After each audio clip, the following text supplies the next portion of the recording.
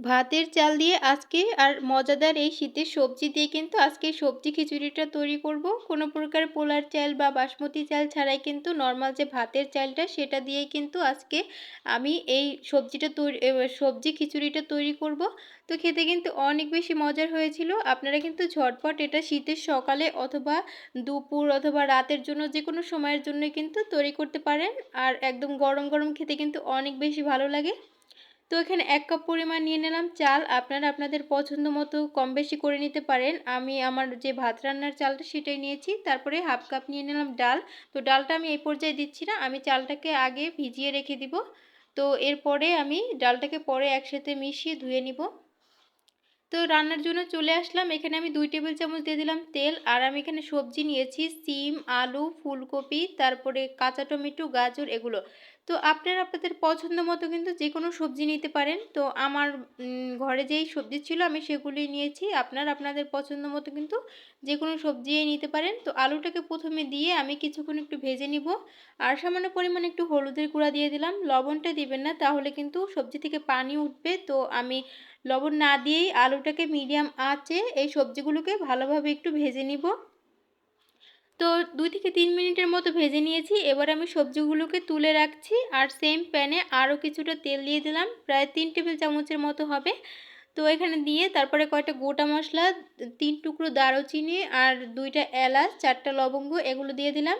সামান্য একটু আস্ত জিরা দিয়ে দিলাম। আর দিয়ে দিলাম একটা পেঁয়াজ কুচি। তো সবগুলোকে মিশিয়ে আমি পেঁয়াজটাকে কিছুক্ষণ একটু ভেজে নিব। খুব বেশি ভাজার দরকার নেই। একটু সফট হয়ে যাওয়া পর্যন্তই কিন্তু ভেজে নিব। এখানে দিয়ে দিলাম হাফ টমেটো আমি স্লাইস করে নিয়েছি সেগুলো। আর এখানে উঁচু করে ১ চামচ আদা রসুন বাটা দিয়ে দিলাম। আর সামান্য একটু দিয়ে দিলাম জিরা বাটা। তো এটা আমার কাছে ছিল তাই আমি দিছিলাম। তো আপনারা চাইলে জিরার গুঁড়াটা ব্যবহার করতে পারেন। তো সবকিছুকে একত্রে মিশিয়ে একটু ভেজে নিচ্ছি আদা রসুনের কাঁচা গন্ধটা চলে যাওয়া পর্যন্ত।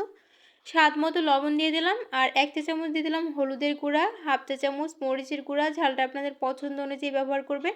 ১ চা চামচ দিয়ে দিলাম ধনিয়ার গুঁড়া। তো সবকিছু একত্রে দিয়ে একটু পানি দিয়ে দিলাম যাতে করে মশলাটা পুড়ে না যায়। তারপরে আমি নেড়েচেড়ে মিশিয়ে নিচ্ছি আর ভালোভাবে মশলাটাকে কষিয়ে নিব। তো মশলার উপরে যখন তেল চলে আসবে এই পর্যায়ে মশলাটা কষানো শেষ। আমি সেই চাল এবং ডালটাকে কিন্তু ভালোভাবে ধুয়ে পরিষ্কার করে পানি ঝরিয়ে রেখে দিয়েছিলাম। তো সেই চাল ডালটাকে দিয়ে ভালোভাবে এবার চুলার আঁচটাকে একদম লোতে করে দিতে হবে। আর এ থেকে ২ থেকে ৩ মিনিটের মতো আমি চালটাকে ভেজে নিয়ে তারপরে সেই ভেজে রাখা সবজিগুলোকেও দিয়ে দিলাম। তো এগুলোকে দিয়ে সবকিছু একত্রে একটু মিশিয়ে নিচ্ছি। তারপরে আমি পাশের চুলাতে পানি গরম দিতে বসিয়ে দিয়েছিলাম। তো এখানে আমি ১.৫ কাপ পরিমাণ পানি দিয়েছি। আমি যেহেতু ১ কাপ চাল আর হাফ কাপ ডাল নিয়েছি সেই পরিমাণে কিন্তু আমি ১.৫ কাপই পানি দিয়েছি। এর বেশি কিন্তু দেয়া যাবে না। কারণ ভাতের চাল সিদ্ধ হতে কিন্তু তেমন একটা বেশি পানির প্রয়োজন হয় না। তো এমনভাবে পানি দিতে হবে যাতে করে চালটা ডুবে থাকে। ঠিক এরকম দেখেই বুঝতে পারছেন। এবারে ঢাকনা দিয়ে চুলার আঁচটাকে একটু লো করে দিয়ে আমি অপেক্ষা করছি ৭ থেকে ৮ মিনিটের মতো। তো যখন একটু ফুটে উঠছে তো তখনই আমি কয়েকটা কাঁচামরিচও দিয়েছিলাম। তো এটাকে দিয়ে আবারও আমি নেড়েচেড়ে মিশিয়ে এ পর্যায়ে লবণটা একটু চেক করে নিবেন। তারপর ঢাকনা দিয়ে রেখে দিচ্ছি। আর ঢাকনায় যে একটা ছিদ্র থাকে অবশ্যই সেটাও কিন্তু বন্ধ করে দিতে হবে। এই পর্যায়ে কিন্তু পানিটা শুকিয়ে গেছে। আমি এখানে দিয়ে দিলাম একটা ম্যাগি মসলা আর ১ চা চামচ ঘি। তো ম্যাগি মসলাটা দিলে কিন্তু খেতে অনেক বেশি ভালো লাগে। তো এটা ধারে কাছে থাকলে অবশ্যই দিবেন। তারপরে এখানে সবকিছুকে একত্রে মিশিয়ে নিচ্ছি।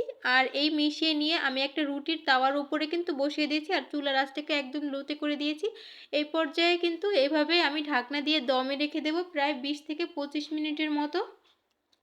আর এর মধ্যে কিন্তু আমি ২-১ বার নেড়ে দিয়েছিলাম। তো এই পর্যায়ে দেখুন ২৫ মিনিট পর ফিরে আসলাম। আমার রান্নাটা কিন্তু পুরোপুরি কমপ্লিট। সবকিছুই খুব ভালোভাবে সিদ্ধ হয়ে গেছে আর চালটাও কিন্তু খুব ভালোভাবে ফুটে গেছে। তো এই পর্যায়ে দেখুন কতটা ঝরঝরে হয়েছে। শীতের সকালে কিন্তু এই খিচুড়িটা আপনারা ঝটপট তৈরি করে নিতে পারেন। এটা ডিম ভাজা, বেগুন ভাজা, মাছ ভাজা অথবা চিকেন ফ্রাই সবকিছুর সাথেই পরিবেশন করা যায়।